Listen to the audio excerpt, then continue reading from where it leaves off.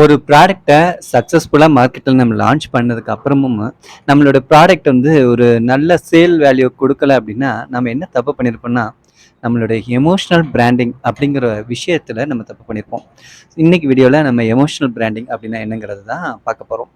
ஒரு ப்ராடக்ட்டுக்கு நம்ம மக்கள்கிட்ட என்ன மாதிரியான உணர்வை கடத்துகிறோம் அப்படிங்கிறத பொறுத்து நம்மளுடைய பிராண்டோட சக்ஸஸ் ரேஷியோ இருக்கும்.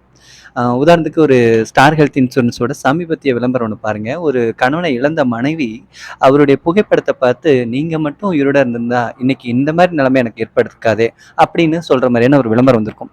அதை பார்க்கறச்ச ஒரு கஸ்டமர் ஒரு கணவனுடைய மனநிலை எப்படி இருக்கும்? ஐயோ, ஒருவேளை நமக்கு எதாவது ஆச்சுன்னா நம்ம குழந்தையும் நம்ம குடும்பமும் இப்படி கஷ்டப்படுமே அப்படிங்கிற ஒரு ஃபீலை கருத்திடும் இல்லையா? ஸோ 100% சக்ஸஸ்ஃபுல்லான ஒரு ஸ்ட்ராட்டஜி இந்த எமோஷ்னல் பிராண்டிங் அப்படிங்கிற ஸ்ட்ராட்டஜி. அப்புறம் இந்த எமோஷ்னல் பிராண்டிங் அப்படின்னாவே இப்படி ஒரு பெயின்ஃபுல்லான ஒரு அனுபவத்தை கடத்தக்கூடியதாக இருக்கணும் அப்படிங்கிற மாதிரிலாம் மைண்ட் செட்டுக்கு போயிட்டு இருந்தாங்க. எமோஷ்னல் பிராண்டிங்கிறது விதவிதமான ஒரு எமோஷ்னலை நம்ம வாடிக்கையாளர்கிட்ட கடத்தக்கூடிய ஒரு ஸ்ட்ராட்டஜி, அவ்வளோதான். அது ஃபீலிங்காக தான் இருக்கணும் அப்படிங்கிறதுல இல்லை. ஒரு லவ் எமோஷனல் கடத்துறதா இருக்கலாம், ஒரு லக்ஸுரியான ஃபீலை கொடுக்குறதா, ஒரு ராயலான ஃபீலை கொடுக்கக்கூடிய ஒரு எமோஷனலை கடத்துறதா இருக்கலாம்.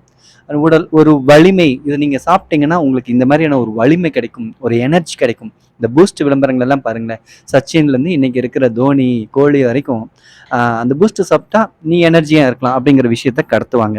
இந்த 4 கிளாஸ் பால், ஒரு பேக்கெட்டு பிரிட்டானியா அப்படிங்கிற விஷயம்லாம் பார்த்தீங்கன்னா அம்மாக்கள் மத்தியில் குழந்தைங்களுக்கு உண்டான ஒரு புரோட்டீன் உணவு கொடுக்கலாம், ஒரு ஸ்நாக்ஸ் கொடுக்கலாம் அப்படிங்கிற பிரிட்டானியாவோட விளம்பரம் வந்து 100% சக்ஸஸ்ஃபுல்லாக போச்சு. இதுதான் எமோஷ்னல் பிராண்டிங் அப்படிங்கிறது. இது இந்த மாதிரி தான் இருக்கணும் அப்படிங்கிறதுல இல்லை. ஒரு உங்கள் அன்பை சொல்ல ஒரு அழகான வழின்னு சொல்லி ஒரு டைமண்ட் ரிங்கை தூக்கி அப்படியே கணவன் வந்து, ஒரு வயதான கணவன் வந்து ஒரு தன்னுடைய மனைவிக்கு கொடுக்குற மாதிரியும் பிள்ளைகளுக்கு கொடுக்குற மாதிரியெல்லாம் கூட ஒரு கனிஷ்க் ஜுவல்லரியோட விளம்பரங்கள் எல்லாம் நம்ம பார்த்துக்க முடியும். ஸோ அந்த அந்த விளம்பரங்கள் பார்க்கும்போது என்னென்னா ஒரு அருமையான ஒரு ஃபீல் கடத்தும். ஸோ தன்னோட மனைவிக்கு அப்படி ஒரு ப்ரெசென்ட் பண்ணலாமே அப்படிங்கிற ஒரு ஃபீல் கொடுக்கும். இன்னும் காசா கிராண்ட், இந்த ராயல் ஃபர்னிச்சர், அந்த மாதிரியான விளம்பரங்கள் எல்லாம் பாருங்களேன். இதை நான் வச்சிருந்தா எனக்கு ஒரு பெருமை, ஒரு சமூகத்தில் ஒரு கெத்து அப்படிங்கிற மாதிரியான ஒரு எமோஷனல், அதுவும் எமோஷனல் பிராண்டிங் தான்.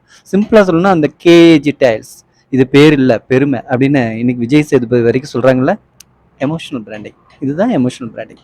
அந்த ப்ராடக்டை நான் ஏன் வாங்கணும், அதோட குவாலிட்டி என்ன, அதெல்லாம் வந்து வேற ஒரு ஸ்ட்ராட்டஜி. அந்த ப்ராடக்டை யூஸ் பண்ணுறதுனால எங்களுக்குள்ள, அந்த ப்ராடக்ட்டுக்கும் வாடிக்கையாளருக்குள்ள என்ன மாதிரியான உணர்வு பரிமாற்றம் இருக்குது அப்படிங்கிறத சொல்லக்கூடியது தான் எமோஷ்னல் பிராண்டிங். ஸோ உங்கள் பிராண்டுக்கு ஒரு விளம்பரம் அல்லது ஒரு கம்யூனிகேஷன் வாடிக்கையாளர்கிட்ட கொண்டு போய் சேர்க்கணும் அப்படின்னா ஒரு பெஸ்ட்டு வே எமோஷ்னல் பிராண்டிங்கை கரெக்டாக ஃபாலோ பண்ணுங்கள். எமோஷ்னல் பிராண்டிங் அப்படிங்கிறது என்னென்னா ஒரு ஃபன் இருக்கலாம் அல்லது ஒரு ஃபீல் கடத்தலாம். அந்த ஃபீல் கடத்தக்கூடிய விஷயம் சரியாக போய் சேரணும். அது வெறும் வாய் வார்த்தையாக மட்டுமோ அல்லது ஒரு புகைப்படமாகவோ, அது ஒரு மியூசிக்காக கூட இருக்கலாம்.